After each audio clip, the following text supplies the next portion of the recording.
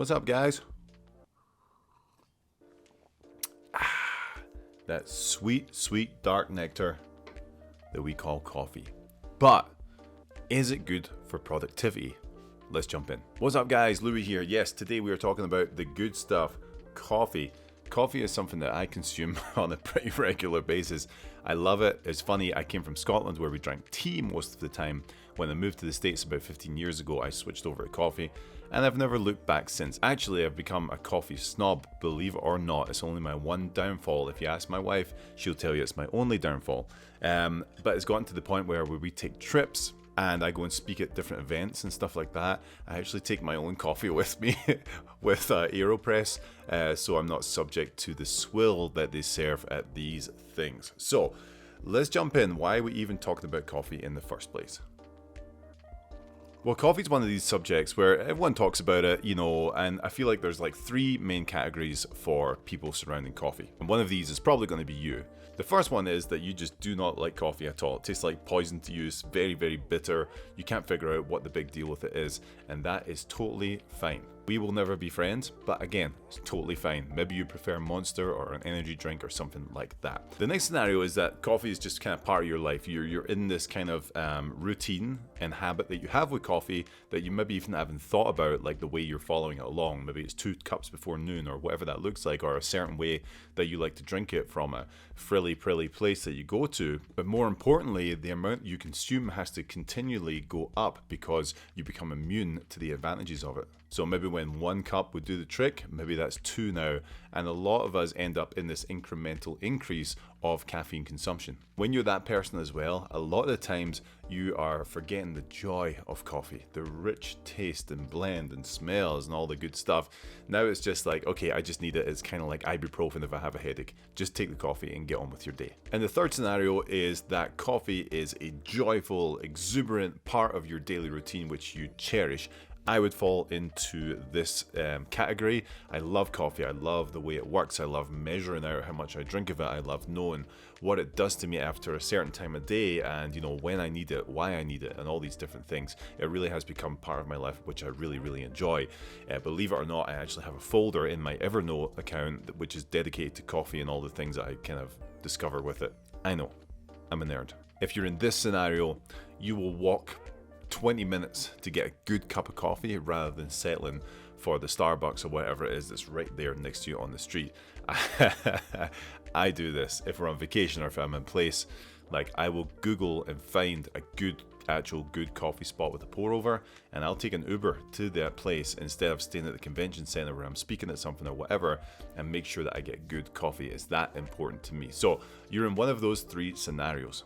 But in each one of those scenarios, there are actually benefits that you can look at from caffeine intake. So let's break down the scientific kind of productivity of coffee or just caffeine. If you're not a coffee drinker, I'm going to keep referring to it as coffee. You can just think about caffeine because you can take caffeine supplements too. So the first one is focus, laser focus. Coffee kind of banishes drowsiness and sharpens your mind, helping you to stay like laser focused on tasks and fully engaged in what you're doing. On top of that, your cognitive functions actually increase with coffee too, as it boosts your memory, your attention, and your quick thinking abilities and your decision making processes. On top of that, we got your body, and this is kind of the one that most people feel. It gives you that kind of energizing jolt where if you're feeling kind of drowsy and tired, it kind of gives you that little kick. It's similar to what an energy drink would do, but it kind of pushes fatigue aside, right, and equips you to get on with that next task that you're looking to do. Coffee and caffeine also release a surge of happiness-inducing neurotransmitters, which then go and uplift your spirits and actually spark productivity.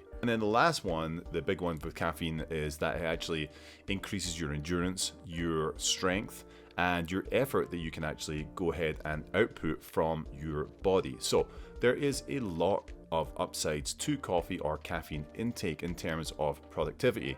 So, there's your daily lives that you go through as well, like getting up and getting the kids ready for school and all this stuff and all that jazz. But in terms of actually focused work, which is what we talk about on this channel a lot, this can truly help you if you dial it in correctly.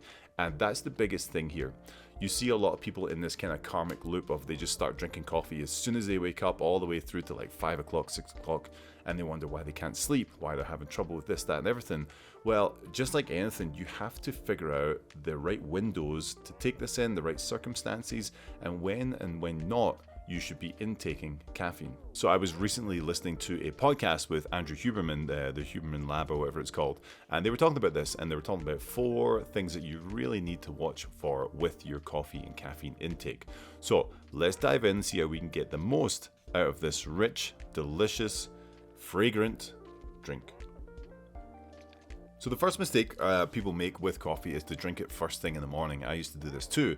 You know, with all the other benefits that we talked about, the jolt of energy, all this stuff. This is why we do this. We wake up super early and we're like, coffee, right now, let's go, to get me going. And this is actually a big mistake, because what you're doing is actually suppressing your natural cortisol in your body. So the goal here is to wait about 90 to 120 minutes after you've woken up in the day to let your body naturally regulate that cortisol before you start to intake caffeine. This way, when you do drink coffee, you actually maximize the effectiveness of the caffeine, which then leads to steady energy levels and avoiding the dreaded 2 o'clock afternoon crash. So that's when to take caffeine in, but now we need to learn when to stop.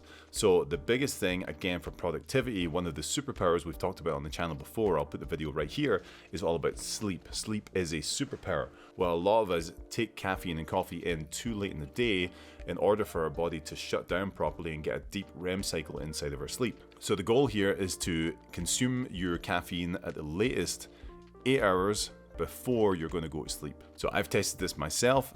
Typically, I stop drinking coffee at 12 p.m. So I'll have 2 cups in the morning, one around about 9 o'clock to start with, and then the other around about 11ish, and that'll do me for the day. That'll keep me going, and I'm good to go, and then I get a good night's sleep at the end of it. I used to drink coffee all day, and just, you know, there's a point of no return where you're just trying to keep yourself stringing along, and then you're wondering why you're not getting good sleep at night. Well, all this going inside your body and just rushing around there, it has a real negative effect when your body's trying to rest and reset. So from what I can see, the maximum that people should be taking in per day is about 400 milligrams of caffeine. Now again, if you're not a coffee drinker, you can take this in a pill form and it'll do the exact same thing. It's just not quite as delicious, but 400 milligrams is about 4 cups. I only drink 2, but some people's tolerance is a lot higher for sure. Some people is lower, so test out what that looks like yourself. But I would definitely challenge you to stop drinking about midday or about 8 hours before you're going to go to sleep that night. And if you haven't guessed, yes, I go to bed very early. Okay, the next big one they talked about is obviously hydration. So hydrating alongside coffee. So many people I know drink coffee like crazy, but they don't hydrate beside it. They don't take their water intake at the same rate or capacity or importance as they do their caffeine. Coffee can actually have a mild diuretic effect, so we need to be hydrating to make sure our body is flushing everything out and making sure that everything is consumed properly. And then the last one here, guys, honestly for me, if you're a coffee drinker, this is taking the time to just like enjoy it. Like, you know, it's kind of part of like if you watch The Office or something like that, and they're just drinking coffee all the time because it just has to get them through the day.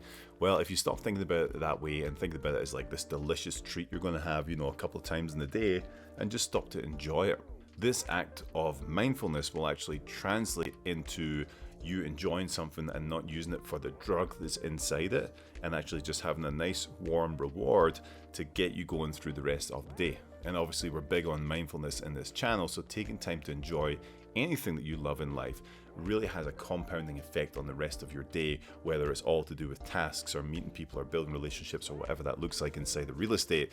This little act you can do for yourself will translate into every other asset. So for me, guys, caffeine is a phenomenal tool that I use for my productivity, also for my taste buds, also for enjoyment, also for rewards.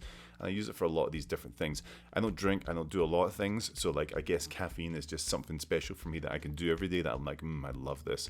So, but because it boosts my productivity, gets me closer to all my tasks, gets me closer to my goals, then it helps me in my onward journey in what I'm trying to do in business. If you're not a coffee person, chances are you just haven't had any good coffee. Let me know where you are in the world and I'll find some good coffee for you, and I'll make it my mission to get you in there and try things and get the delicious flavors and all the benefits from coffee without just taking caffeine pills. So, rant over, guys. I wish you well. If you're drinking coffee right now, enjoy it, and I will see you on the next one.